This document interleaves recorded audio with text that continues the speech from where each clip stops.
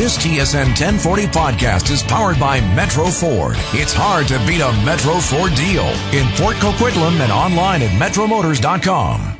Ryan Dempster drafted in 1995 in the third round by the Texas Rangers. And then they trade him a year later to Miami, and then after that, the rest is history. And congratulations to Ryan Dempster getting into the BC Sports Hall of Fame. And when Rob joins us in a little while, hopefully he can tell us how that went. Sticking with the draft, because the Major League Draft is in a week. Yes. Joining me, KP Wee, Niall O'Donohoe. And this is interesting. This is probably the highest the Jays have drafted in the last few years, since, was it 2014, Max Pentecost Jeff Hoffman number 9 and Max Pentecost number 11. So yeah, it's been a few years since they've drafted this high. And what makes it really interesting for them this year is there is a Canadian-born player right in their backyard out of Mississauga. And there's a lot of people saying, hey, you know what? The Jays just might draft this guy. And we're talking about Noah Naylor, brother drafted a couple of years ago in the number 12 spot. Jays are picking number 12. Niall, do you think the Jays finally go after Canadian player in the first round? You know, it's really hard to say. The Jays, I think, really, they're not really tipping their hand. I don't think really any of the teams are tipping their hand. But I don't know. It seemed like the last couple of years, we kind of had an idea maybe TJ Zoik was going to go to Toronto and that maybe Logan Warmoth was going to go last year. This year, not really getting a sense of who they're looking at. Just from various things I've been reading, maybe they might go the high school route. Maybe that opens the door for someone like Noah Naylor to be picked with the 12th overall pick. But yeah, it's really hard to say. Should they draft him? You know, if he's like his brother Josh, I mean, obviously both very powerful players. You know, it'd be nice if they do take a player in their own backyard and, you know, not make the mistake of 2002 when they could have had Joey Votto.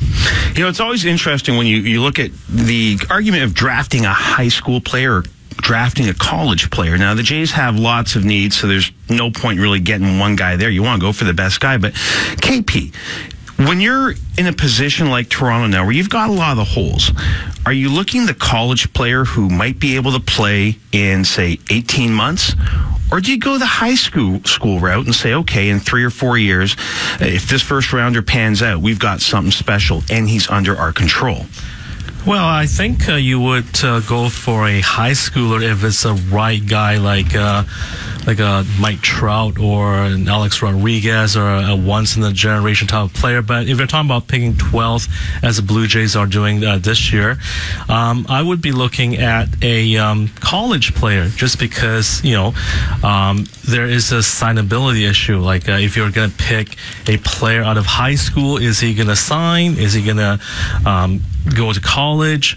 So there is that thing to consider. And the other thing, of course, is college stats versus high school stats. Now, from what I understand, you know, high school statistics, you can't really take it as I guess as you would with college statistics, just because of the level of competition, you know, in high school across, you know, North America, or, you know, the inferior competition that they do play, you know, in high school. But college statistics, generally speaking, you know, the level of play in, you know, specific conferences or versus opponents, I think that is probably what I would look at more. Is you know, I would take a college player, you know, at a number 12 pick. Just it's a safer route. You know, I find that interesting. I mean, Mike Trout, 25th overall, by the way. Yes. Baseball, that's what makes the baseball draft really, really interesting. You know, you can think every year, draft comes around in June, and you see those guys going to the high rounds, and you start thinking, okay, this guy's going to make it, this guy's going to make it, this guy's going to make it. And generally, your high rounders are more secure, but there's always that guy that's kind of sitting out there, might go in the 5th, 6th, 7th round, and those are and if they're high schoolers, you know, the college players can play for you now. The high school players are the ones that become the generational players now. Well, they do, and that's the risk you take. I mean, high school right-handers, apparently this draft is very deep with them. But there was actually an article in Baseball America talking about the success of high school pitchers being taken in the top 10 picks, and that it's usually not a very safe bet. That usually maybe a little bit later in the draft, that's when you find a little bit more success. So maybe the Jays, maybe they might go for the position player, maybe with the first pick, and then maybe wait a little bit later because they'll have, the 52nd pick after, so that's their second round pick, and then they pick 88th. So, I mean, there's certainly a lot of depth in the pitching ranks, but I don't know. Again, just really no sense of how this draft is going to go because you have Casey Mize of Auburn. He's supposed to be the number 1 pick. And then I guess Joey Bart is expected to be number 2, the catcher out of Georgia Tech. Then after that, it's, it's all up in the air. Yeah, I mean, you don't have those 1 or 2 clear-cut guys that can go. It can go any way. No, this isn't a Bryce Harper or... No. I mean, we're talking about Noah Naylor, and I've seen him go everywhere from 10 to 28. Yep. If he falls at 28 with the Astros, I'm sure he'll be really, really happy. So it's a real crapshoot. I know we're talking about a lot of high school pitchers, and this was one of the things I was talking about where KP, when I was bringing up the whole thing about college versus high school. And just digging around and stuff, I found a really interesting number, and it's pitchers who throw 115 or more pitches in a game. In the majors, it occurs 4.5% of the time. College seniors, 10.5%. Yeah. If you're taking a college pitcher, okay, I understand the college coach is there to win, but isn't there a risk there, KP, that they've been burned out? Absolutely, because you hear the horror stories of teams playing a Friday and then having a Saturday doubleheader. Your starter might go 8 innings, 9 innings, whatever, and come back and pitch the next day in the second game of a doubleheader in relief. As you said, coaches in college baseball, they're there to win. They're not there to monitor the pitcher's arm or to baby them. It's about winning, and you run the risk of having a college pitcher. If you're going to draft one of those guys out of college, is that the arms might be sore because of all the innings, all the pitches. But in terms of perhaps a positional player, I would take a positional player out of college, just again, that's a safer route. Yeah, I mean, I think with positional players, at least they are slightly developed. Although, once again, the generational players don't even get to college, guys like Correa and stuff like that. They're taking first overall, A-Rod, Griffey. Griffey's 17-year-old still kind of makes you shake your head. This is the other thing I love about the Major League Baseball draft. Is it happens in the middle of the season. Every other sport, it's at the end of the year or the off season. You've got all that buildup.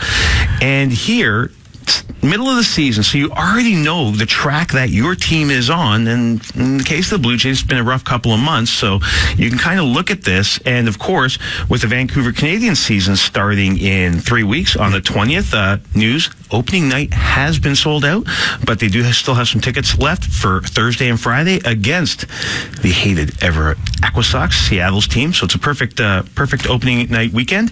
If you want to get some tickets, go to CanadiansBaseball.com or 604-872-5232.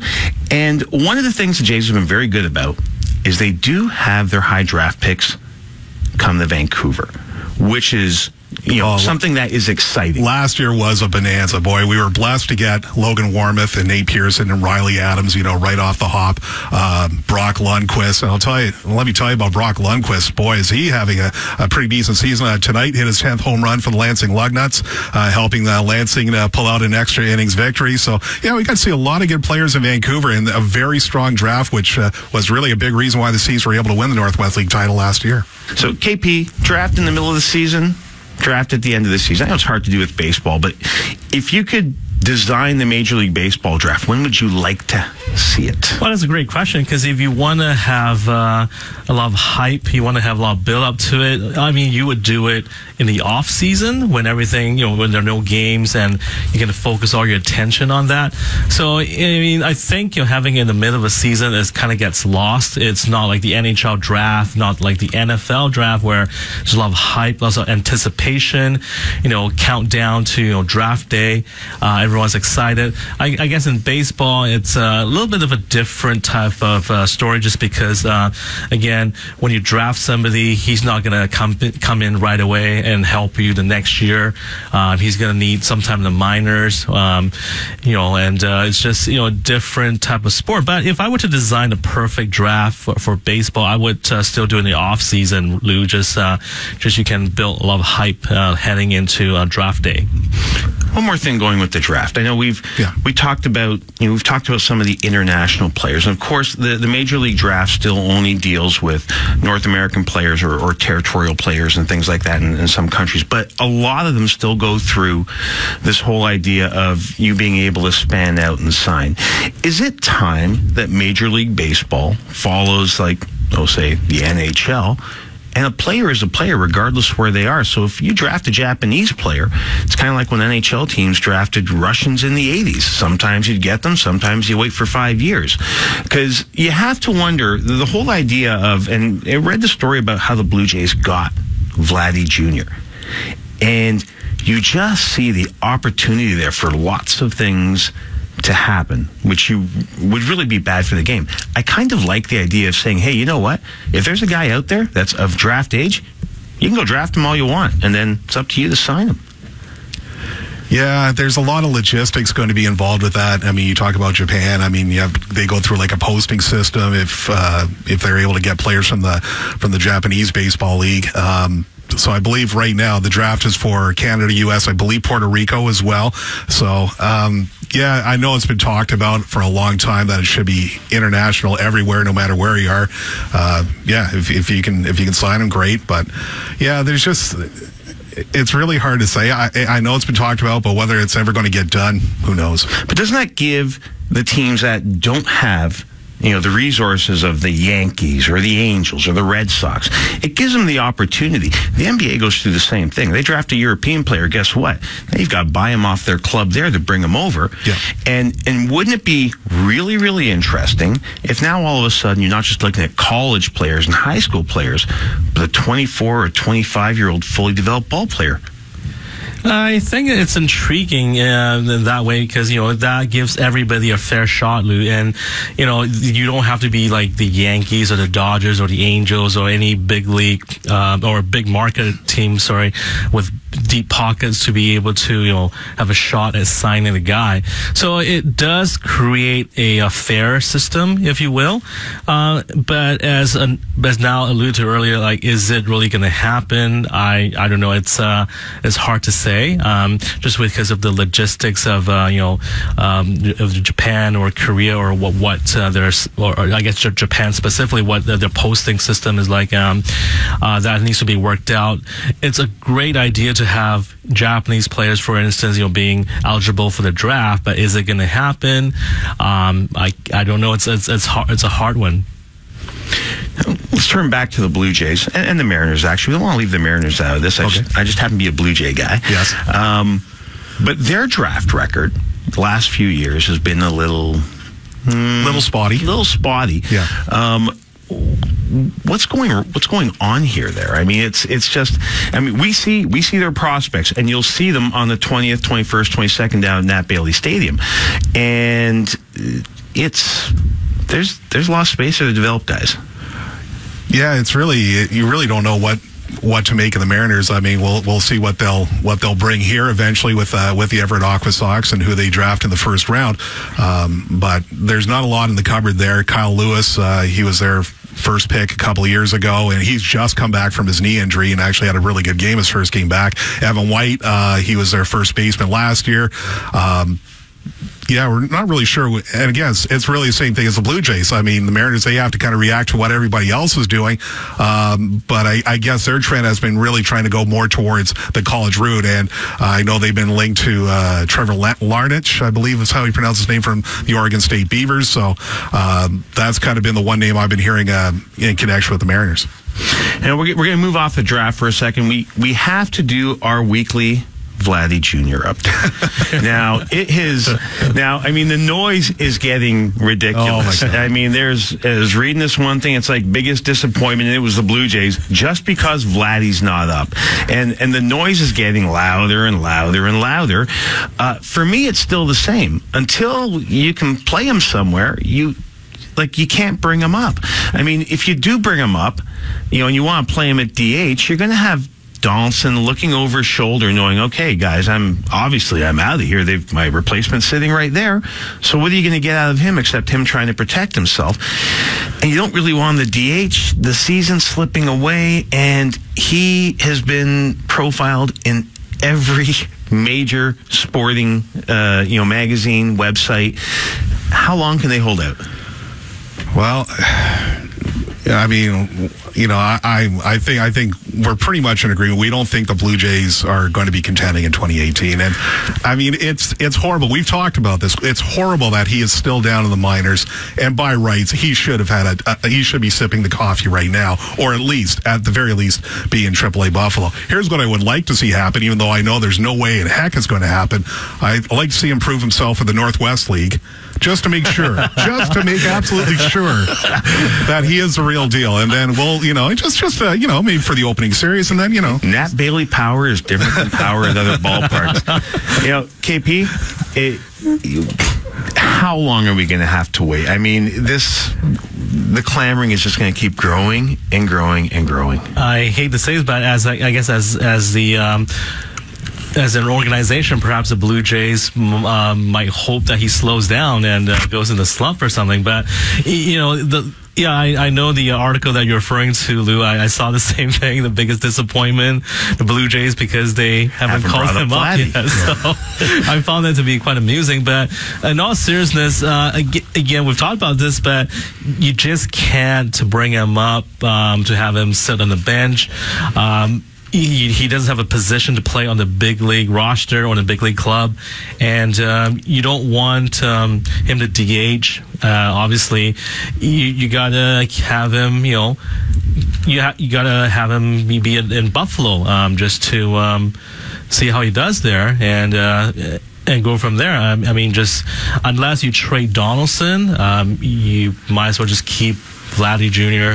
In the minors. Lou, just what makes it really worse for the Blue Jays, you see in Washington, Juan Soto, 19-year-old outfielder, and his very first start, home run. Ronald Acuna Jr., he's been called up now. Of course, he kind of had to wait a little bit for the service time. Yep. And that, of course, that's a huge issue why Vladdy is still down in New Hampshire.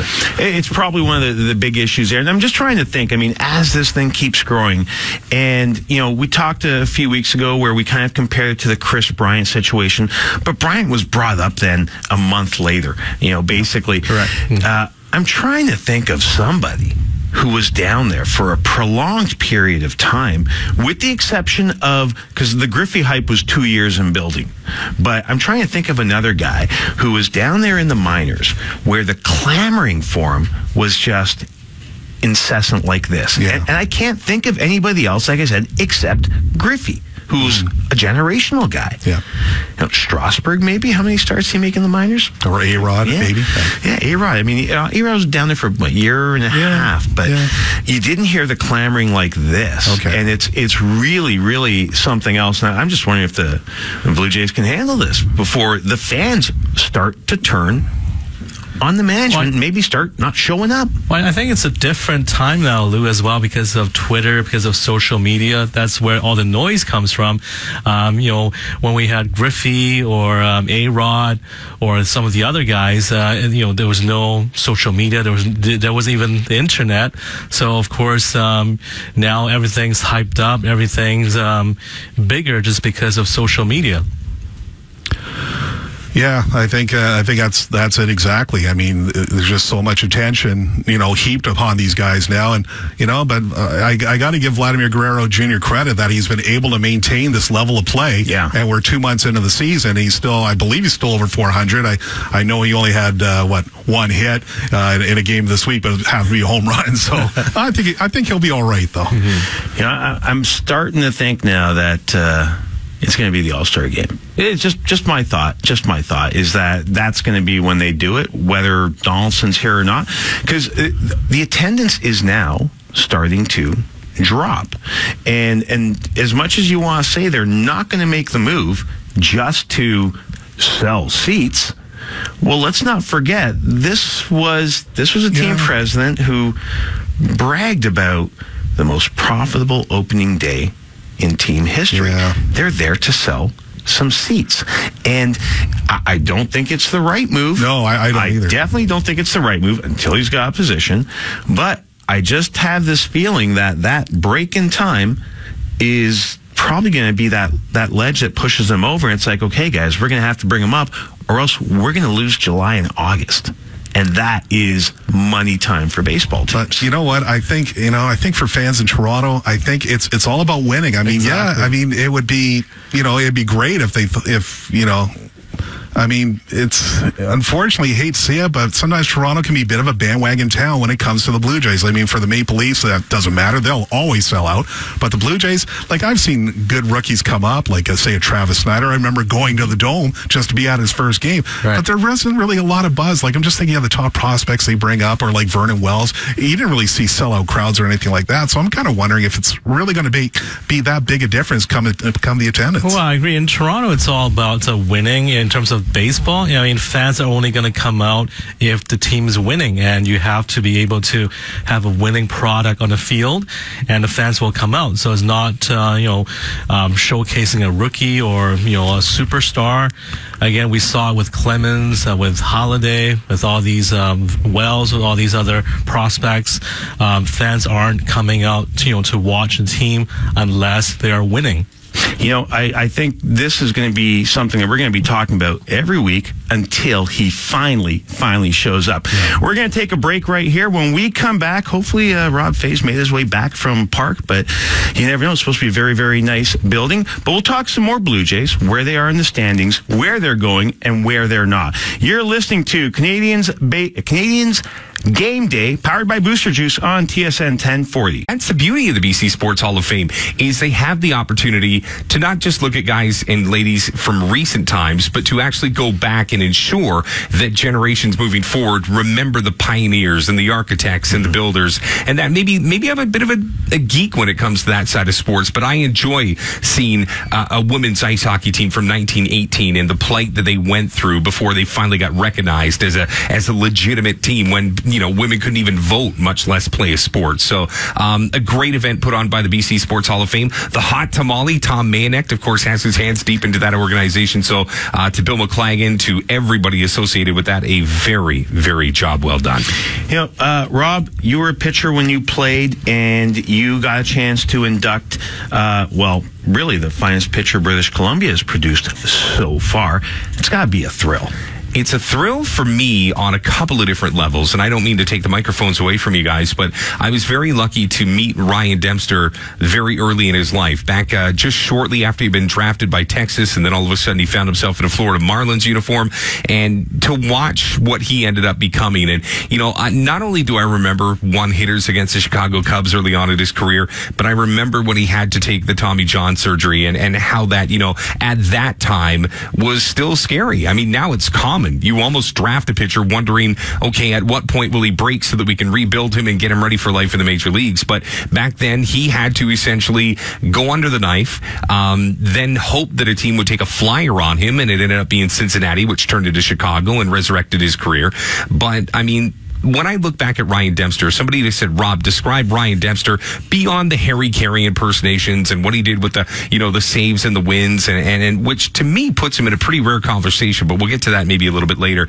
Here's a guy, father of three, a fourth on the way, I found out just a couple of days ago, and just an ambassador for Canadian sport as a whole. And I think people forget that because, you can talk about his success or lack thereof on the field, and you can get into the sabermetrics of Ryan Dempster. To me, that's just white noise. What I look at when I think of Ryan Dempster is a guy that wasn't afraid to fly the Canadian flag south of the border. And even though he didn't play for Team Canada in certain events where maybe you could take a shot at Ryan Dempster, let's not forget something. And I think this is a part of a larger conversation. If you're rehabbing from an injury, i.e. Tommy John, or you're in a contract year, or you've been told by your organization they don't want you at the World Baseball Classic, those aren't knocks on Ryan Dempster. That's trying to elongate elongate your career and try to have an opportunity to provide for your family. And I think Ryan Dempster, what he did for Canadian baseball, how he flew the flag south of the border, and what he continues to do locally and across Canada, I don't think you can snub your nose. So very worthy inductor into the Hall of Fame tonight, inducted by his son Brady, which I thought was a pretty cool little touch. Cool. It was, I mean, think about that. Your son gets to put that, medal around your neck and realize just how big your dad was. Because, I mean, he's seen him pitch in major league stadiums, but to come to Canada, where he doesn't come to very often, and then see a room full of people all standing up, getting this standing ovation for your dad, that to me is something I'll remember for years. Rob, on the first segment, we were talking about the upcoming Major League Draft, which occurs Monday, Tuesday, and Wednesday of next week. And before Ryan Dempster, you had a Canadian drafted here, a Canadian drafted there. But it seemed like after 95, 96, 97, all of a sudden, now we're talking about 20 Canadians being drafted, 25. I think the high was 30 in 2012 or something like that.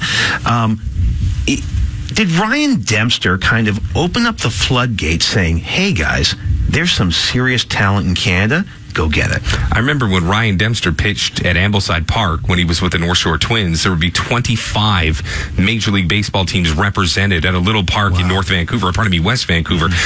That's when you knew that the banging of the drum had made its way into Canada. I look at Rich Harden, I look at Ryan Dempster. Obviously, the floodgates for me really opened up when it was a combination of Lowen and Francis, who went 4 and 9 respectively in the first round.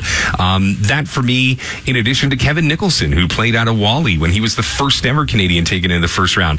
That decade is really, for me, when the ice got broken, because I remember when a buddy of mine got drafted out of my high school back in Ontario, Todd Betts was taken by the Cleveland Indians in the 15th round. And that was a big deal, because that was one of the highest Canadians ever selected in the Major League Baseball first-year player draft. So you fast forward to this, I don't say it was one individual player that broke the ice, and Niall, KP, you could probably agree with me, and Lou, you as well, that generation of player. Because what it did was it gave Major League Baseball teams confidence to spend money to come north of the border and put resources into Canada, because a lot of times it'd be a bird dog or, like there's a couple of guys that come to mind when I think of guys that, were thought of as scouts and eventually became bigger because they took Canadian talent south of the border. The late Wayne Norton is a guy that I think of. I mean, I think of a couple of guys back in Ontario. Paul Chapman here, when he was with the Dodgers, was a scout. I mean, there were a lot of guys that were sort of, kinda, but once that influx of proven talent had made its way south of the border, those guys didn't become the anomalies. They became the norm. So I would say the decade of the 90s was the year that finally the ice got broken, and Ryan Dempster's right near the front of that, is along with the other names that I mentioned. The other thing we're chatting about in the first segment, and of course this is topical because you're going to be covering them in just a few weeks. There's a fairly high-ranked Canadian player out there, catcher Noah Naylor. Jays are picking 12th. Do they take a Canadian in the first round? Well, you think of it from a PR perspective, and Niall, I can see you peeking up, because when I first heard you guys talking about it, my first thought was, and Niall, you can even chime in on this, they've got like 4 or 5 legitimate catchers in their organization, which makes me wonder if that's really a position of need. Now, Lou, I know what your argument's going to be, that when you might come in as a catcher and finish up as a first baseman, a third baseman, a right fielder, who knows? Exactly. But for me right now, Noah Naylor, sexy pick, but not the definite need. I would continue to, any chance that you get to put an arm in your system, I think in the first round you got to do it. Even though the Blue Jays haven't been perfect when it comes to signing first round arms, i.e. Bickford, i.e. Beattie, i.e. John Harris, who hasn't really panned out the way some thought. It's hit and miss. But to go out and get a Canadian catcher in the first round with a 12th pick, one of the higher picks you've had in the last decade, I don't know, that just screams PR to me. It doesn't scream the biggest need. Well, you touch upon catching. Danny Jansen, I'll tell you what, I think he should be in the bigs right now. Pretty close, yeah. God bless Russell Martin and his catching abilities, his framing and leadership, and of course his, being able to, I guess, becoming a utility player, playing shortstop and left field and whatnot. And Luke Maley's been hitting better than expected, even though right now he's starting to cool off a little bit. But it's got to be getting pretty close to Danny Jansen time. But you talk about the catching depth. You have Max Pentecost in New Hampshire, Riley Adams Adams, getting a little bit better with the bat as the season's progressing along. He had a slow start in the Florida State League. I think you got Danner that you took in the second round as well. Danner as well. That to me, and Riley Adams. I mean, there's 5 guys off the top of our head that we thought of as legitimate catchers. I mean, KP, you're into the analytics of it all. If you are the Blue Jays at the number 12 pick, forget high school, college, are you taking a position of need, or are you taking the best player available? I'd take the best player available because even if he's a catcher and you get 5 in your system. Well, is he going to be? If he going to be the best player at number 12? I mean, I'm not referring to any player specifically, but you would draft. I would draft the best player, the next best player available, regardless of position. And you can switch any guy. You can switch a guy to. You can make him play a different position down the road. But I would pick whoever's the next most talented player available, and not just because he's a catcher or a third baseman or whatever, just because he's the best player, period.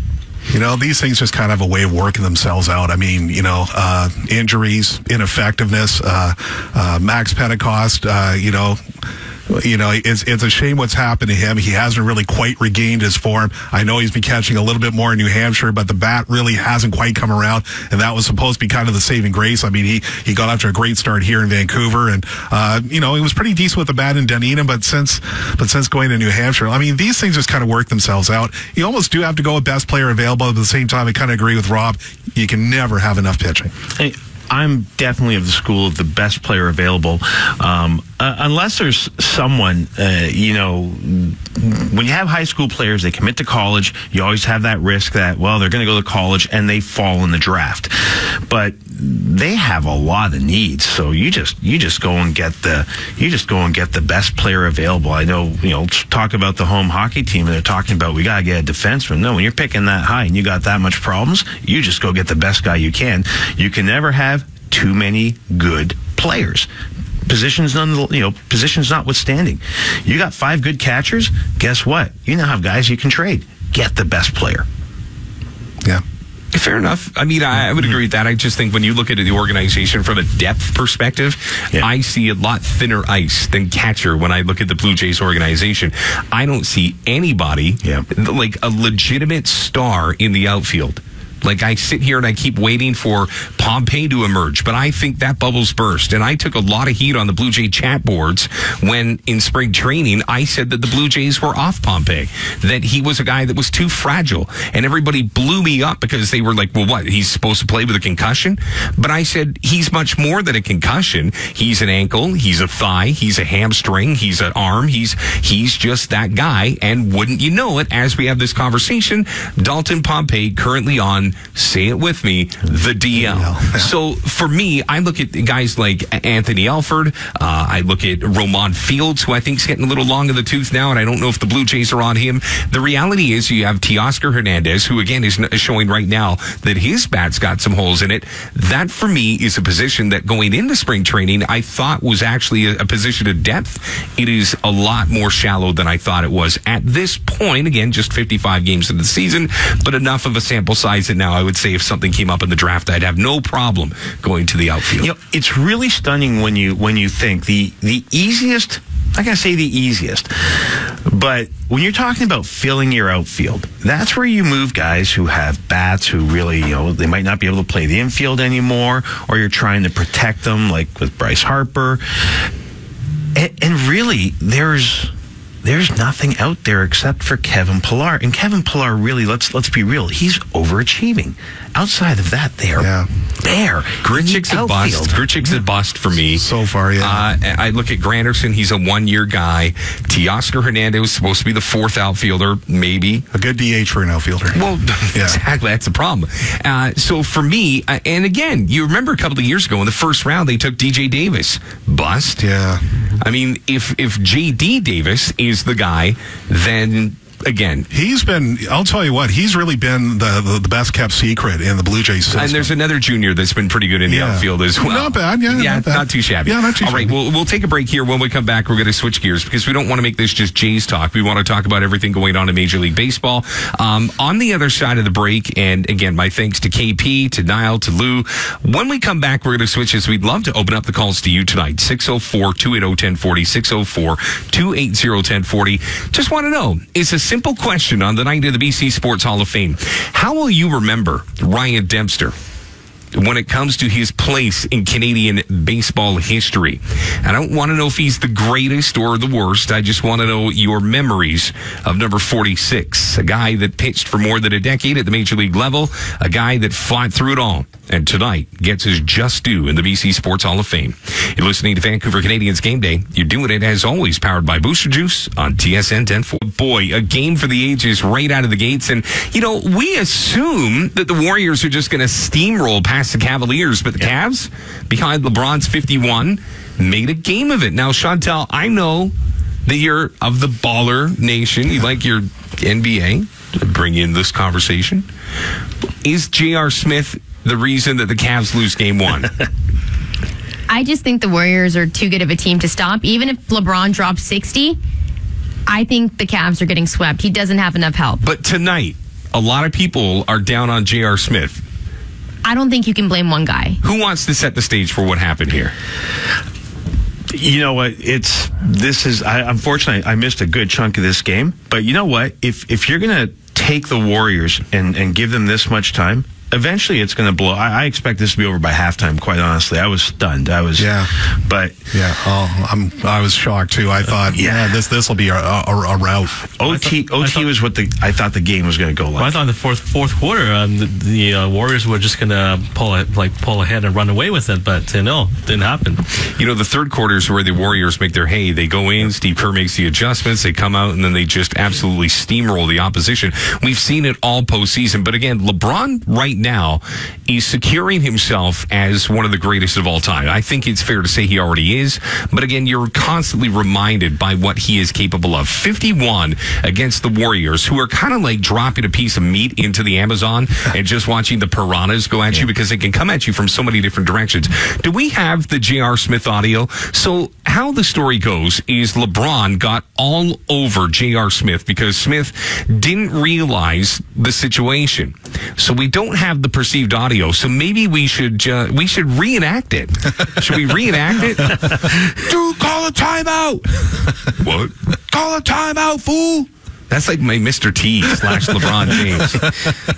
I just, you know what? It had shades of Chris Webber, albeit a little bit different, a different stage. Webber called the timeout. The problem was he didn't have one to call. Now, and then you go to the opposite end of the spectrum, but at the same time, you know what? There's going to be a lot of people on social media. They're going to take their shots at J.R. Smith. LeBron walked off the court, up the tunnel, choked, for lack of a better phrase. But at the end of the day, the Warriors are up 1-0. It is the fourth consecutive championship that has the same two teams. If this was a different sport, if we were in hockey, if we were in football, would we not just call this a dynasty? Whereas for some reason in the NBA, they get a bum rap for having the same teams meet in the final. I don't have a problem with these two teams meeting in the final. They are the best team in each conference. I mean, the Warriors just...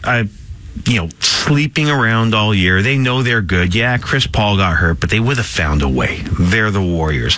What LeBron James has done in this playoff season, and I'm a Jordan Carolina guy, but Jordan's never taken a pile of garbage like this and almost won game one. Mm-hmm. I mean, this is LeBron James' greatest playoff season in his career, I think, without a doubt. Most points scored by an individual player prior to game one of a final. Better than Jordan, better than Wilt, better than them all. So if you want to be the analytic crowd, he's even got you beat on that front. So it is probably the Warriors championship to win, but at the same time, LeBron cementing himself. And I would assume, KP, I don't know how many of the message boards you read, but this has got to be his last season in Cleveland. Chantel's laughing because she knows you checking on zero NBA chat blog. He follows Colangelo. That's a great story. Hey, I want to ask you a question. Maybe we'll get to that next because I think it comes up in all sports, not just in the NBA. KP, before we get to that, what is your burner account address? I don't have one. Is it PKWE? Why does anyone need a burner account anyway? Well, I'll give you a couple of different reasons, depending on where you are and what stage of your life you're in. No, I look at it like this. It is such an interesting story. Of course, we all know that one of the most respected NBA guys, Brian Colangelo, love him or hate him by player standards. A lot of people have seen this guy over the years. Second generation Colangelo, who has done a lot of things right. And again, I always find that the truth is somewhere between the black and the white of this one. Yeah. But it does bring up a larger question. If you are an executive of a professional sports team, be it minor league baseball, be it the NBA, be it whatever, let's talk about burner accounts. Some would say that it's actually for the better because then you can get a sample size of what your fans are thinking. Well, just a chance to maybe dip your toe in the waters and see what happens. Well, come on. Let's say you're the executive of a pro sports team and you want to get a vibe and you don't want to go out there as, Niall O'Donoghue, but you still want to get a temperature of the room. Well, this is a little different. I mean, the account that he's admitted to owning, that's what he was doing. He was getting, stuff coming in but wasn't posting. The other ones which he's denied having, I mean, you can't get a burner account and start going after your own players. I mean, even Kevin Durant got nailed a couple of years ago. Like, I'm not a big social media guy, and you keep seeing this stuff. I mean, I don't know, whose basement this guy who dug all this stuff up, but they are going to find your digital footprint. Yeah. Like this is stunning how they put it all together. You can't blame it on Ambien either. So. No, I mean, this is just something else. Well, you know what? At the end of the day, I think there's a lot of people that do it, be it executives, be it guys, just chilling out. I mean, come on. We've all had our moment where we sit there and we're like, you know what? Let's make a second email account. Let's use the one. And you know what? You forget the password and then you put it up to the wrong phone number and you're like, Christ, what was the number again? And the next thing you know, you've accidentally, emailed your ex. I mean, there's so many ways to stub your toe in social media. I feel like I'm speaking from experience here. I kept waiting for all you guys to be like, yeah, I've been there, done that. And everybody's looking at me like, you don't know what you're talking about. For a friend. KP still doesn't know what a burner account is. Well, actually, interestingly, the other day when I emailed you for the wrong account on my phone.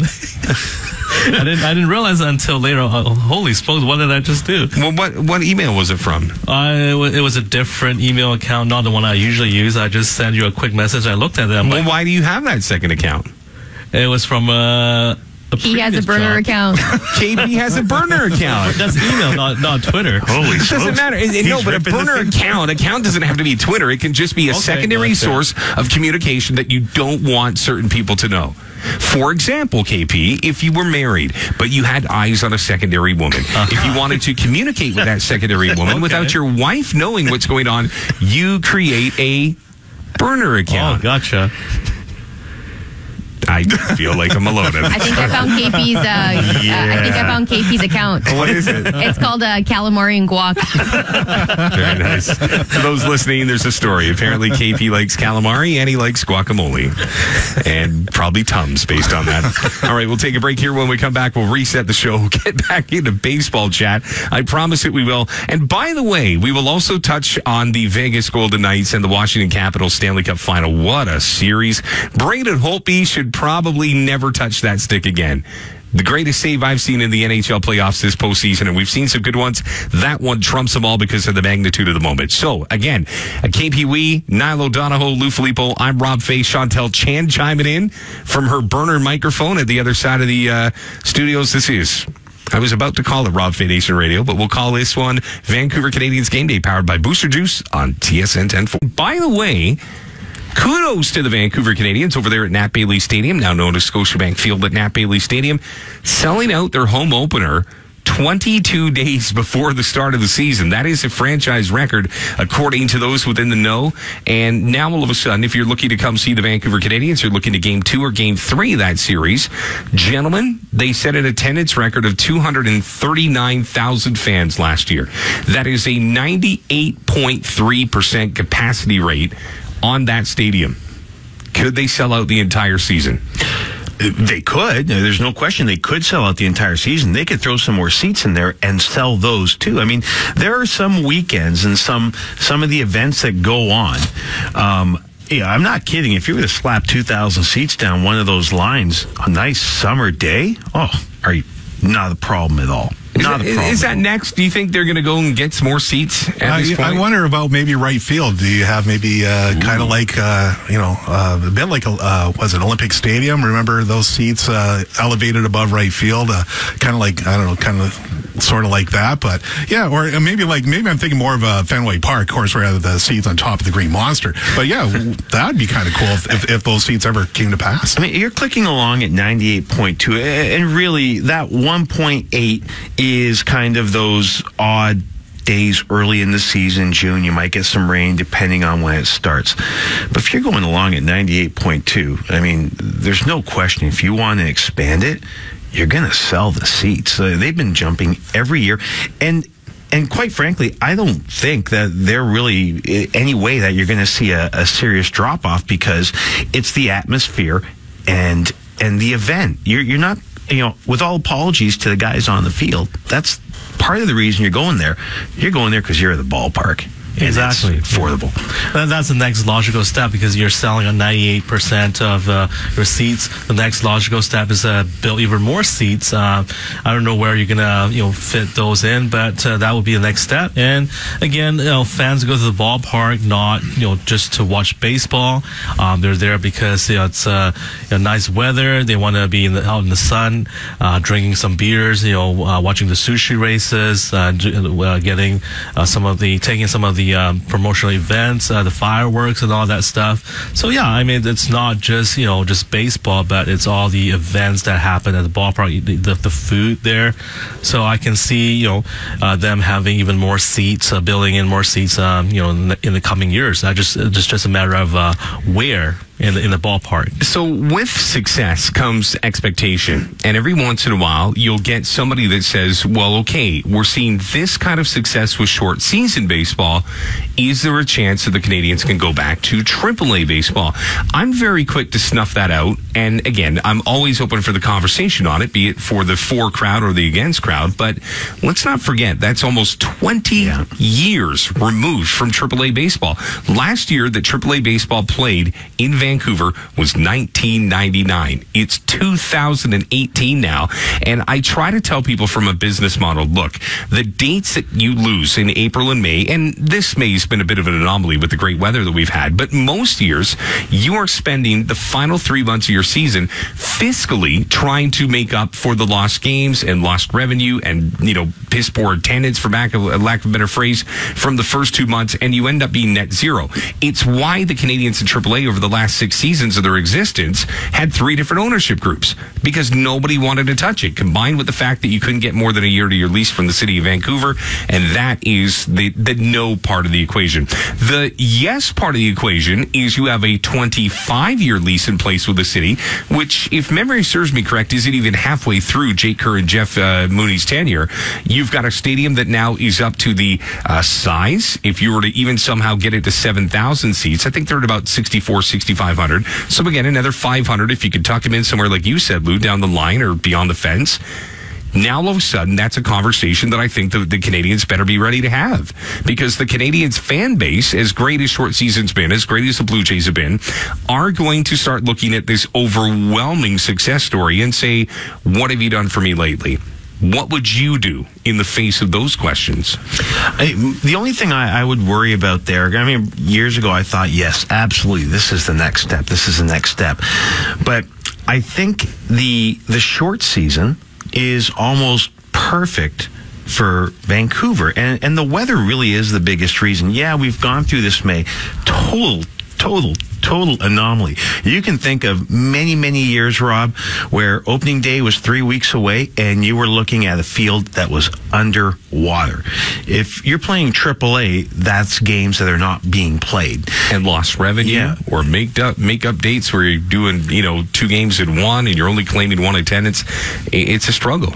Well, and I think the other thing that really hurts too is the fact there's really no other affiliated professional teams in Canada. I mean, we did have Edmonton and Calgary with AAA teams, and unfortunately, things didn't go well there. I did actually spend a year in Edmonton about a decade ago when the Edmonton Cracker Cats were going. Scott Richmond was the notable player from that team, so I got to see him pitch a few times at Telus Field.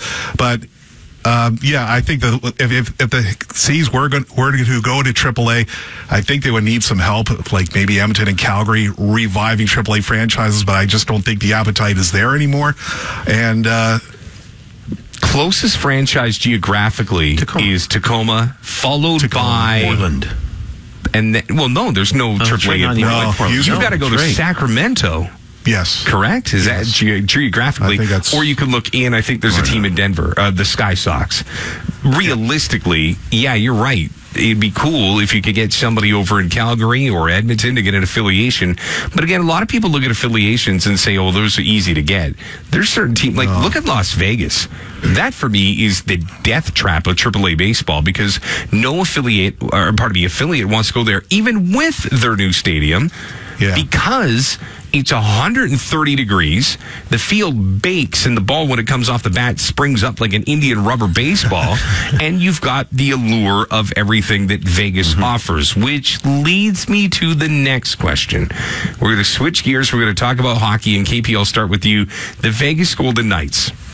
Is this the biggest success story in the last decade in professional sports? No question, Rob, just because of the fact that they, as an expansion team, were able to, beat all the established teams, in the first 3 rounds of the playoffs. Who would have thought that they would have beaten the Kings in the first round? I thought the Kings were going to, even what series was 3-0, I thought the Kings were going to come back, honestly.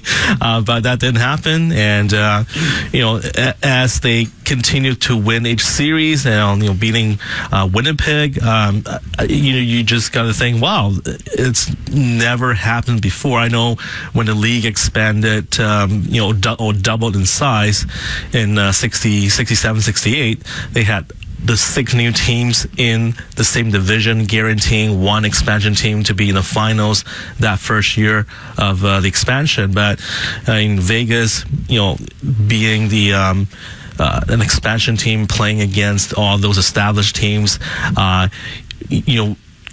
vying for the President's Trophy before losing out to Nashville, and just getting all the way to the finals, winning Game 1 of the Stanley Cup Finals. And people were joking about this. In the last 50 years, the Golden Knights have had 1 Stanley Cup Finals victory versus the Maple Leafs having 0 or something like that. Really? Got to be a big... I listened to a 4-minute response for that at the end of it.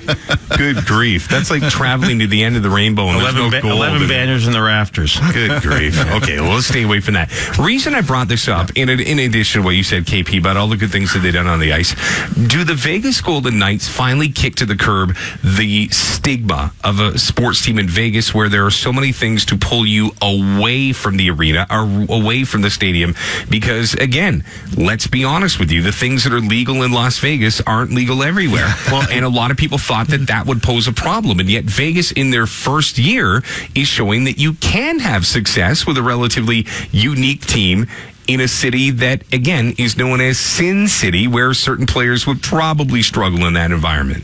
I would imagine that when teams go to Las Vegas for a game, that the coaches are probably a little bit more vigilant on things like curfews and stuff like that. And they probably round up the whole team and take them to a show just to keep them off the strip. You would think that. It'll be interesting, of course, in a couple of years when the Raiders are there, it becomes an NFL stop. That's where I think you might see some interesting stuff. What day of the week does an NFL travel team show up? Is it a Wednesday? Is it a Thursday? Usually a Thursday or a Friday. Yeah. You do your walkthroughs on Friday. I mean, you've got a couple of days leading up to the NFL. You're right. That poses an interesting question. But no, I think the problem that I've always thought is when AAA baseball, and it's been in Las Vegas for a number of years, you have these AAA guys, and some of them are, a little disgruntled. Some of them are just having a cup of coffee before they get to the major. Coffee. I said that like I'm Filipino. Coffee. And so I say that lovingly. My family's Filipino. Give me a break. So here's the other thing is you always had the stigma of, it being Sin City and finding ways to get in trouble. But yet the Vegas Golden Knights are proving that you can have success in that very environment. Now, Rob, you've been down to Vegas a few times. I've been down there a few times.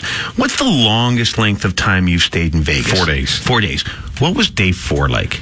You can't wait to get on the plane. Exactly. Yeah. So I imagine if you're there, living there and playing there, the first, when they go there after they were taken in the expansion draft, I mean, it's like, great, this is Vegas. After a while, I'm sure novelty wears off. They want to get away from it too, and they're living out in the burbs with all the golfers. See, that's funny that you say that, because apparently all of them live within 15 minutes of the Strip. Marc-Andre Fleury is the only guy that has chosen to live a little further away. It is Black Matt Bentley, apparently. So here's the reason I think that when it comes to free agency, and KP, you could chime in as well on this, I think that Las Vegas is a fantastic draw. I mean, you look at certain markets. Do you really want to bring your, young, able self to Winnipeg or to Edmonton? I mean, everybody's like, oh, it's awesome. You get to play in a Canadian market. Cool. That's awesome for the minute and 30 that it takes to sing the anthem and the fans sing it without the need of the person on the ice. You've got to live in Edmonton. You got to live in Winnipeg. Whereas Las Vegas, even if I'm a young family, you have the opportunity to play an entire season in Las Vegas and not eat in the same restaurant twice. You have your family while you're on the road. They can do their shows. They can do the shopping. There's stuff now to do for the kids everywhere. I actually think quietly, forget all the stuff on the ice or how well George McPhee's run this organization. It is a destination that I think will draw a boatload of free agents who want to get to a city where there is stuff to do. It's why New York has been a draw. It's why Chicago and Nashville are draws. Vegas, to me, becomes one of the hottest free agent tickets in town. Well, I think what's the tax situation like? Isn't that one of the first things that players consider, like how much taxes they have to pay? But I do agree, Winnipeg, Edmonton, or any Canadian city, if you sign with a Canadian club, there's a lot of pressure to perform. If you are a young hockey player, do you want all the scrutiny? Do you want all that attention? Or do you want to go play somewhere in Vegas where you can have a lot of fun? Or, even Florida, somewhere where, fans will not recognize you if you walk down the street. I can see Vegas being an attractive spot for free agents for sure. And just like the New York, the Los Angeles, and also, Miami, all these places. Again, if you're talking about you're just having a family, you also got to consider just the location, the schools, and all that stuff.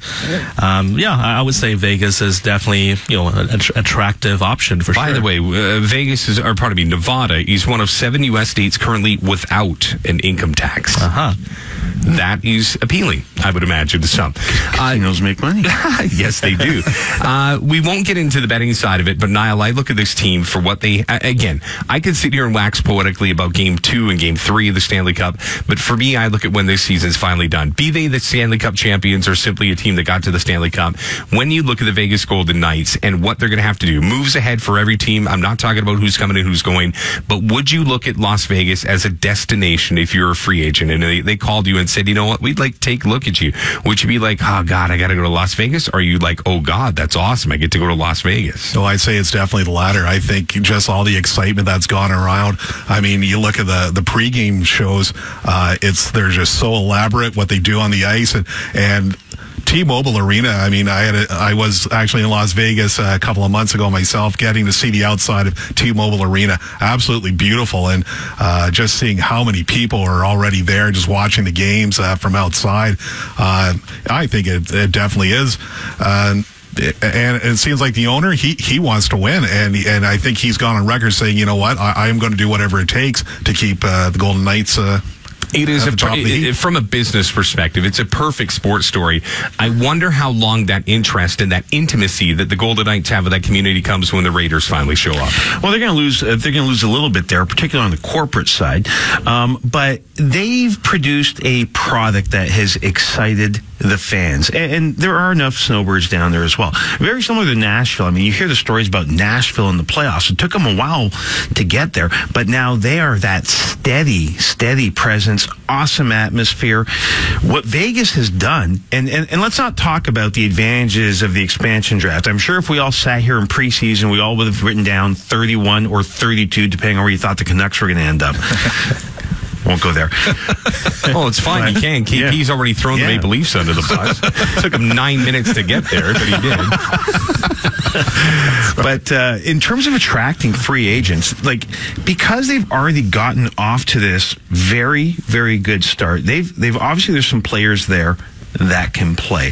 I don't think McPhee is going to veer that far off of whatever the master plan may be. It just so happens that he's chopped some years off of it, and they've got a competitive team. They've got a good financial situation. Now they can start going after those free agents that are looking to win right now, whereas that may have been a few years down the road. You know, you bring up a number of good points, and Niall, you brought up a point as well about the Vegas Golden Knights pregame experience for fans. It has raised the bar, and I think Elliot Friedman said in one of his 31 notes that he puts out every once in a while that now the rest of the league's got to take note of what's happening in Nashville and in particular Las Vegas from the fan experience perspective, because there's a lot of Canadian markets that just simply assume, well, you know, we're Canadian, we'll just do it the old school way. Mm-hmm. But now fans are looking across North America at Las Vegas saying, well, wait a minute, why are they doing that? And all we get is, you know, the guy with the beard that makes us sing the national anthem for him, and yet he gets paid and we don't. I mean, with all due respect, the fan experience is much more than just, you know, extra cheese on your nachos now, thanks to Las Vegas and thanks to Nashville. What would the Vancouver Canucks have to do to, and forget on ice, because we know they're years away from being a Stanley Cup contender, but what could they do, or what do they now have to do thanks to Las Vegas? Wow, that's an interesting one. I mean, obviously, what you've got to do is, and Nashville actually led this when they expanded, right? What they did was they courted the country music superstars that live in Nashville, Tennessee, and they were out there doing the national anthem and this. I'm trying to remember who there was Carrie Underwood and all the Amy Grant when they first started. That's right. Amy Grant was literally doing ads for them where they would black out one of her teeth, and she had they courted that. So if you went to a Nashville game, there's a chance you're going to see a country music superstar, right, and a hockey game. And Vegas is taking that. What's the Vancouver equivalent of that? I don't know. Get Sarah McLachlan at center ice with a couple of dogs and let her sing, you know, In the Arms of the Angel? Like, I don't know. Like, what does Vancouver have to do? Do they, I don't know, maybe put an extension of the Roxy in Section 320 and get the party started early? No, I just think that Vegas has raised the bar so much. Well, I mean, what they have at their disposal there in terms of shows. Well, yeah, but, you know, Vancouver already gets a bum rap for being a crappy place to watch a hockey game because everybody's got their face buried in their cell phone. What does Vancouver as an organization have to do to try and woo the crowd back into, you know, what is now the new expected? Like, wait a minute, I'm coming to the game and all I get to do is look at the stupid video board. What about what's going on in Vegas? Because Vegas has raised the bar. But we'll take a break. Oh, sorry, KP. We do have to take a break here because we got to get to a story about Subway. Oh, no, you don't have to do that right here. Trust me. And we're all the better for it. We'll take a break here. When we come back, we're going to touch on baseball again. But food for thought. What do the Vancouver Canucks have to do to increase the fan engagement or the pregame experience or the wow factor? Because what we've seen in Las Vegas over this Stanley Cup playoff, and I don't expect Finn to be out there with a sword fighting against the Golden Knight, but there is a bar that's been raised, and the Canucks have to answer the bell. We'll get into that next. You're listening to Vancouver Canadians Game Day, powered as always by Booster Juice, right here on TSN 1040. Right now, it's 604-280-1040. 604-280-1040. Caller 5. I have a 4-pack of tickets for you to come and see the series finale of the opening homestand. It is set for June the 22nd against the Everett Aqua Sox. That's a minor league affiliate of the Seattle Mariners.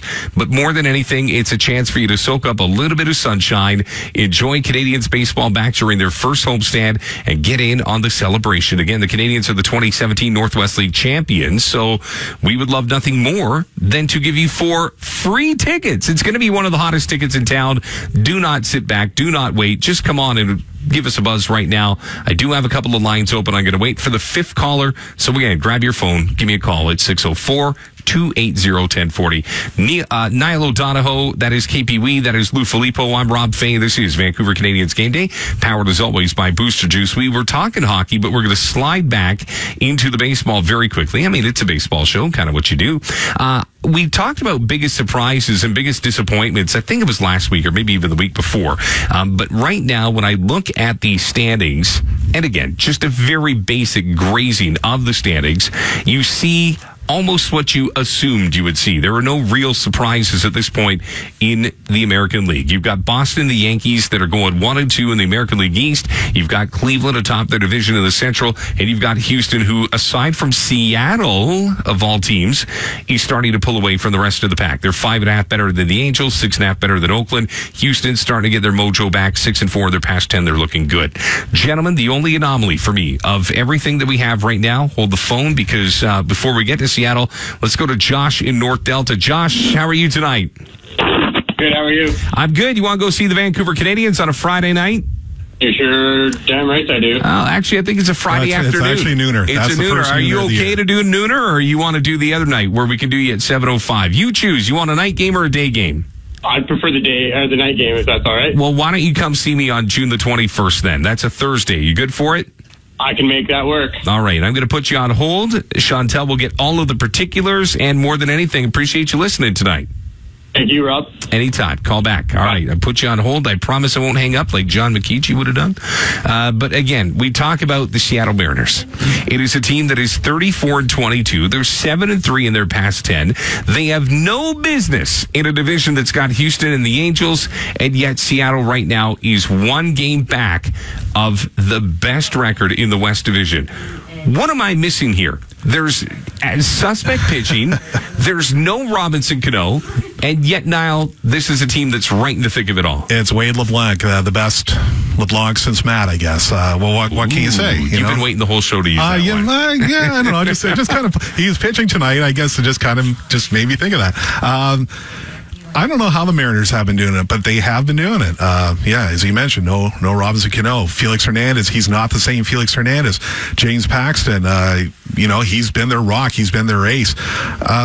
You just kind of wonder, is it going to fall apart at some point? They got Tampa Bay coming in next, and Tampa Bay's actually been playing really well. Now they're over 500. They've passed the Blue Jays and the Orioles. But the Mariners just... I think I've said this quite a few times in this show. They just find ways to win. They have that team chemistry. Things just click.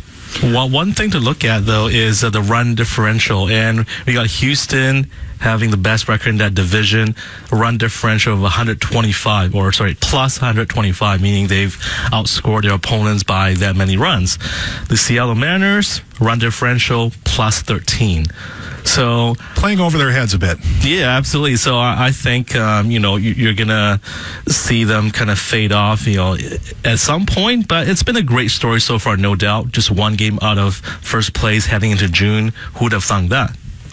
Absolutely. Yeah. No answer for what Seattle's doing. I thought these guys were going to start fading a while back because all of the numbers say this team isn't that good. And how does Nelson Cruz keep doing it? Well, we don't want to go there, but well, okay, all right. But when you, in this kind of in the day and age here where we've seen aging sluggers just completely drop off the map, Nelson Cruz is still able to put up pretty decent power numbers. They're winning close games, and you always like to say that's what good teams do is they win close games, but that's all they're winning is close games. They're the run differential to me is always a big thing because it tells you about both sides of the ball, and the American League is really kind of lagging right now, but they're doing something right. And I like that move the Mariners made to get Jesus Colomé to bolster that bullpen and getting Denard Span for some outfield insurance too. I think that was a brilliant move, and I don't think they really gave up a whole lot to get those guys too. So I think that was really good pickups by Jerry Dipoto. Jerry Dipoto is an interesting figure based on the fact that he's kind of flown under the radar. You remember him from the Billy Bean group and, all the people that have come out of that, Oakland A's organization. Dipoto took it on the chin when he first got here because there were certain contracts that everybody was wondering what he was going to do with them and how he's done them. But to me, it's the secondary moves that have actually made this team better. He hasn't done anything big, bold, brash. It has been, again, hit and miss. Bringing Ichiro back might raise some eyebrows because there wasn't much return on investment there. But again, I don't think there was much investment put into Ichiro. That was kind of a, stopgap. Let's bring back one of the greatest players in the history of the organization, maybe catch lightning in a bottle, if not give him a job at the front office. To me, it's the little things. You bring up the Denard Span, you bring up the little subtleties that he's done, and to me, that's where I think he's actually made his hay. And D. Gordon, I think he's a terrific addition at the top of that lineup. He can run with the best of them. And Gene Segura, Gene, the hitting machine, they call him in Seattle, and he's been a tremendous pickup as well. And Mitch Haniger, I mean, he's probably having really an all-star type season. So he has made some good pickups. I think he kind of fleeced the Diamondbacks on that deal, getting Segura and Mitch Haniger. And it's been a great story. I wonder about their pitching. LeBlanc, I guess, how did he do tonight? I think he went 5-6 innings, okay. I believe. I mean, I look at that rotation and I look at that pitching staff, and you've got James Paxton leading the way. I mean, obviously King Felix Hernandez hasn't had a great year, but you wonder about Paxton. I'm not being a hater or anything, but the guy hasn't had a healthy season, hasn't pitched a full season in the big leagues. You look at the last few years, each year has been on the DL. He's been injured. I think we have a situation. I think Lou alluded to this a few weeks ago when we had Brett Lawrie in Toronto. We tend to overrate a guy like that because he's Canadian, and I think we are seeing the same thing with Paxton. He's been dominant the last month and so on, but is he going to be the ace? Is he going to be the number one guy in the second half of the season? I don't see that happening. I just feel that he's an injury waiting to happen. It's just his track record. I wonder if we're kind of looking into this maybe a little bit too deeply, and maybe the schedule has helped them kind of pad some numbers. I mean, the last 5 series they've had were Texas, Minnesota, Oakland, Detroit, Texas, Detroit, and Toronto before that. That's not really... not the Murderer's Row. That's not Murderer's Row. And it could be one of those things, where the pretty good team, but they are really kind of beating up on teams that have been going backwards for a while. And we'll see how it goes. I mean, obviously, next month, all right, Seattle will have consecutively Anaheim, Boston, Yankees, Boston.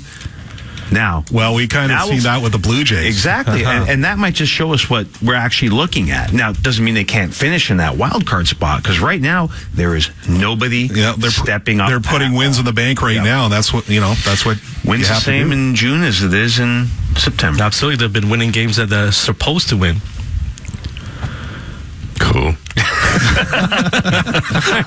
I don't have anything to add. You guys pretty much covered everything. What else was I supposed to say to that one, man? That's what happens when you bring good guys around and they get the job done. All right, we'll take a break here. When we come back, we're going to round things up here. We're going to kind of get the checks and balances of this show. Chantel's in the background, like, good insight. That's why they pay you the big dollars. That is KP Wee, Nilo Donahoe, Lou Filippo. I'm Rob Fay, Chantel Chan, chilling in the background. You're listening to Vancouver Canadians Game Day. Smoke him if you got him, right here on TSN 1040. Going by the history, and I think I have to look this up, but the most number of wins he's had in the season was 12 or 13. I mean, he's been injured the last 12 few seasons, so if I were trying to project the rest of the season, okay, you put him on the Toronto Blue Jays roster right now. Mm-hmm. Where is he in the rotation? Oh, he'd be number 1. He wouldn't be. And yet you slag him because he's a Mariner. I'm not a Mariners fan. I'm not a Blue Jays fan. And what are you a fan of? Who is you a fan of? When I was growing up, it was always the Red Sox. But as a journalist, I've learned over the years when you were growing up not root for any team. Get away from the Red Sox. Okay, you know what? Maybe we need to put our cards on the table. I don't think we've ever done this collectively. We sit here and we talk and talk and talk. KP's a Red Sox fan. I was. Blue Jays. Blue Jays. And you're who? Red Sox. Well, I used to be a Red Sox fan when I was growing up, but as a journalist, you realize you can't root for any team because you got to be objective. And you have no soul. You have no soul. Yeah. By the way, this reminds me of. Remember Norm from Cheers and Chris Farley when they do that SNL skit, The Bears? Yeah. And we're all like, Blue Chase. Blue Chase. And then KP drops Red Sox and we're ready to throw him under the bus. Chantel, you like the Giants, right? You're a San Fran? Who's your team? No, the Athletics. But I also like Athletics and the Dodgers, just because I grew up going to a lot of Dodger games as a kid, and my dad's from Sacramento, and he's a Raiders fan, and there were always A's fans. Like, my first jersey ever was an Oakland Athletics jersey. Who was the player on the back? It was the no-name, like just the baseball jersey for the kid. Green or white? It was white. I will say I love Oakland's uniform. It's one of my favorite uniforms. I like those green shoes. They've never had green shoes. They've always had white shoes. Oakland? With the green trim. Oh, okay. Sorry, with the green trim. I do like those new green uniforms. I think they wear them Friday nights. They just debuted them this year, but yeah. I've always liked Oakland's uniform with the white shoes. Yeah, so it's really the Dodgers, but like I have a soft spot in my heart for the A's. Who's the one team that you hate cheering for? Boston. The Yankees. The Yankees. Really? I see. Red Sox. This is funny. Yeah, for me, growing up as a Blue Jay fan back in the old AL East, Tigers. I hated Baltimore. I hated Detroit. Tigers. I hated Boston. I actually found the Yankees to be very benign back then, and I don't know why. Maybe it's because living in Toronto, we actually got Yankee games from the American station, so you knew the players. But Boston, couldn't stand them. Detroit, not a chance. And Baltimore, ever since that Tippy Martinez incident, is just... That's going way back. There's a lot of listeners who are like, what is this guy talking about? I'm just saying, but I just hate every team in that division. Every team in that division, except for some reason, the Yankees. That's why I've never hated That's why the Yankees. baseball needs to return to a balanced schedule. Yeah. I know it'll never happen, but I mean that. Of course, you had two divisions back in those days. So. Yeah. You know who I hate? Secondary market teams. And I know people are going to be, well, wait a minute, Toronto's a secondary market team. No, I hate teams like commuter cities, like the Los Angeles Angels of Anaheim or whatever they're called. Those teams are the ones that drive me. Like, what is your city? Are you Los Angeles? Are you Anaheim? Yeah. Which one are you? Texas Rangers. Well, no, and the It's like saying Florida the Toronto / Blue Miami Jays in Ontario, Marlins. Who was it that went down? Was the Expos that went down and played a couple of games in Puerto Rico or Cuba or something like that? That's right. And they were going to be the Puerto Rico Expos.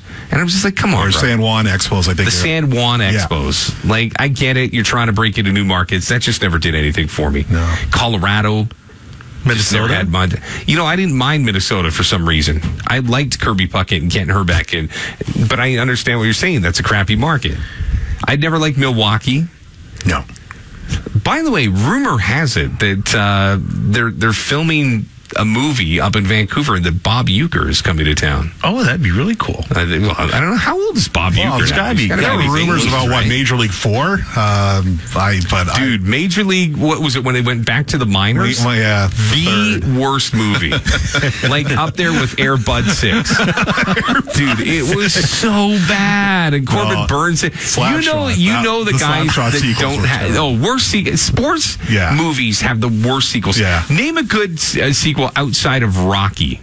Name a good sports movie that has had a sequel that has actually been as good as the first one outside of Rocky. I don't know either. I can't think of one. Like, think of that. Major League 2 wasn't bad, but it wasn't. No, it was terrible. It was the same song and dance. I don't know. But Bob Euchre made those movies. Movies that you couldn't do a sequel to include Shawshank Redemption. You could. He escapes. You could do a Well, what, he's going to climb back up the tunnel and back into his cell and we're going to do it all over again? Like a Prison Break in reverse or something. I don't know. That was one of my favorite TV shows. Prison Break was awesome. Yeah, with Never got into that. What was his name? Something Wentworth Miller. Wentworth Miller. Ladies loved that guy. What do you think, KP? You think he had a burner account? I'm guessing he does. Oh! Anyways, okay. So, late night radio. Well, no, KP started the night not knowing what a burner account was. I like that we've educated him on something tonight. I knew what it was. I just didn't know what you would use one for. Well, now that you know what you'd use one for, what would your burner account name be? I hate Faye. Something totally anonymous, obviously. Red Sox lover. Former Red Sox lover. Okay, fine. Can you just present what's your name? Oh, wow. We're getting. Tell me this is true. Don't open up the phones. KP, you want to take a call? Well, I have to. You know what? I think we should do this. Okay. For those of you listening, KP, you go one-on-one with whoever calls, all right? All right. All right. Brock, you're on. How are you tonight? Yes, hello. Yes, great night. Just listening into the team 1040. Yes, thank you. How about Walt Disney, the Ducks, the Bash Brothers, man? I don't know, KP. What do you think? That's a good one, Brock. The Bash Brothers. Yeah, I guess it was more of a family thing, but they came out with 3, maybe 4. But obviously, the first one's always the best. But absolutely. Hey, yeah, that one was to heart, man. That was a good one. I got those ones. I'm never giving those away. I guess I tend to agree with Rob in the sense that other than Rocky, I don't know, we haven't had a lot of sequels to sports movies that have been that strong, and but that's a good call. Angels in the Outfield. They didn't come out with a second one, eh? Well, why would you? I know. I know. Dude, Tony Danza wasn't available. Like, come on. I know. Anyways, Brock, great call. Are you over from the coast? Yeah, Sunshine Coast, just heading home, yeah. Your boy Ryan Dempster got inducted into the BC Sports Hall of Fame tonight. Oh, that's really cool. Yeah, we got a Ryan Dempster's field. Yeah, that's big. Oh, wow, I never heard that till now. That's great news. Well, you know what? You could film Angels in the Outfield, too, in Ryan Dempster Field over there. Hey, Brock, what's your favorite Ryan Dempster moment? Well, I guess when he won, he was part of the Red Sox, wasn't he? That's exactly what I said during the break, and these guys all laughed at me. No, we laughed at him because of his glasses. He pitched an inning. In game 1, and he struck out the final guy that he faced. You know what? That's all I remember, so that's all that counts. Good stuff, Brock. Great call. That was a fantastic call. KP, who has on VHS the second Karate Kid movie, which I guess could technically be a sports movie. Sequel. Was it actually? What's the one where they went over to Tokyo and then there was the big storm? I actually really like that. I think I saw that on a plane once. All right, Paul in Maple Ridge, good evening. How you doing, guys? So far so good. What do you got for us? All right, have you guys seen Goal? Goal? Yeah, it's a movie about this. I watched it a couple of years ago. It's a soccer movie, isn't it? Exactly. It's a soccer movie. Like, I think the main character's name's Santiago Munez. He moves from like Mexico to like some English Premier League team, and and then eventually goes to Real Madrid and lives the soccer dream out. So there's 3 of them. Goal 1 and 2, fabulous. Goal 3, I think they couldn't cast the main character again, so they just kind of made it work, and it was awful. But the first 2 were good, so there was a good sequel. Yeah. Wouldn't you call it Hat Trick instead of Goal 3? That really speaks to the writers, I think. They couldn't even figure that one out. Well, Goal 3 was called Taking on the World. Yeah, so you're right. They missed an empty net there. Nah, it's a good one. Paul in Maple Ridge, I appreciate that. By the way, that one starred Kuno Becker and Stefan Dilian. Okay. Gonna check that one out. Where are you going to go to get Goal 3, KP? I was thinking of Goal 2. We were talking about sequels. Can I watch it with you?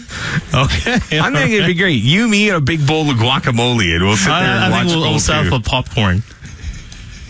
Anyways, okay. Popcorn and movie. Well, yeah, I guess where you come up with guacamole and I'm not sure. All right, let's wrap up the day in sports. Major League Baseball. We've gotten to KP, man. You know what? If you're driving around and you're listening, I wish you were a part of the studio right now because it is lopsided. KP's ready to just absolutely lay haymakers on all of us. Mostly me, though. I'm okay with that. Okay, final thoughts. We started this conversation. I don't know if you finished this conversation. When does Vladdy get the call? I'm thinking... You said the All-Star break, right? They can't wait much longer than that because, like I said, if you don't have something to keep them there through July and August, I mean, that is going to get ugly, and I don't think they'll have much of a choice. Where they're going to put them, I have no idea. Well, dude, if you could put Russell Martin anywhere on the field, surely you could find one spot for him if you wanted to get him a couple of reps. I think you'd have to DH him. I don't think you want to take a chance with him in the field and let his confidence get knocked around. That's I don't think confidence is any issue for Vladimir Guerrero. You start dropping a couple of balls out there, and pitchers give you stares. They don't care where you were drafted or how much money you got. He's 19. He's got all the confidence in the world, and trust me, though, he's Teflon right now. He can do no wrong. Yeah, by rights, he should be in Toronto now, at the very least Buffalo. But you know what? Honestly, I think they're going to find some way. I think KP mentioned earlier, they're almost kind of hoping maybe he'll just kind of cool off just a little bit, just kind of, maybe temper expectations a little bit. I don't think we're going to see him until next year. That's, and again, it goes back to the service time thing. I think you see him in September for sure. Yeah, I would think September for sure. But that would be, again, the wrong move because where would you play him? You don't want him sitting on the bench. You don't want him DHing. Is Josh Donaldson still going to be there? And again, if I were the Blue Jays, I guess I would hope that he would, go in a slump. Hey, if Donaldson goes, the whole game changes. I think if Donaldson is moved, he's up. Like, it could be the Jason Leblebijian era, though. Like, he's not doing too badly. Oh, Jason Leblebijian sells 0 tickets. No, well, I know, but it could happen. I'm just saying, if you're Rogers Communications, if you're the big dogs, the corporate guys upstairs, and you see this guy that has this mania that follows him around, you're going to look at your guys and be like, listen, man, I really don't care what John Gibbons thinks or Ross Atkins thinks. Get me the guy that's going to put butts in seats. And that's ruthless, and that's not a good baseball move, but it's the move corporately that I think you're going to have to do if you wake up one morning 23 games out of a playoff spot and you've got an average attendance of 14,000, 15,000. That makes me nervous. How many jerseys do you think they would sell first game? Guerrero on another Canadian jersey. Yeah, I remember when, you speak of Jersey's very first game, I remember when JP Arencibia, I was there the day of his big debut when he had, 4 for 4, 2 home runs. They had jerseys already. We're all ready to go after the game. It was unbelievable. JP Arencibia coming to Nat Bailey Stadium this summer as a part of the Superstar Series presented by Blake's and the BC Sports Hall of Fame. All right, we're going to wrap up the show. We'll be back next Thursday, a little bit earlier. I believe we're 7 to 9 once again, unless we get bumped back. My thanks to KP Wee, Nilo Donahoe, and Lou Filippo, probably about 2 or 3 coffees deep. Just trying to make sure that we could bring you Canadians Game Day here till the wee hours of the morning. We'll be back. Look forward to, and by the way, Chantel, thank you so much, man. I haven't seen you in like a week, man. I was getting a little nervous for what we were going to do. We used to see each other like 5 nights a week. Now it's just periodically. It's true now. We got to get together. It's like a burner relationship now. It kind of is. And we got to get together, watch Goal 2 with KP, and maybe have some calamari and guac. And popcorn. With salsa? Is that what he said? KP, what do you put on your popcorn? Just butter. Not all at once, KP. There's a golden opportunity for you to go with the guacamole, and you failed. All right. Until next Thursday, to the gentlemen, I thank you. To Chantel, thank you as well. Congratulations to not just Ryan Dempster, but all the inductees from the BC Sports Hall of Fame. The night was yours. We'll be back next Thursday, 7 to 9. This has been Vancouver Canadians Game Day, powered by Booster Juice on TSN 1040. This TSN 1040 podcast is powered by Metro Ford. It's hard to beat a Metro Ford deal in Fort Coquitlam and online at metromotors.com.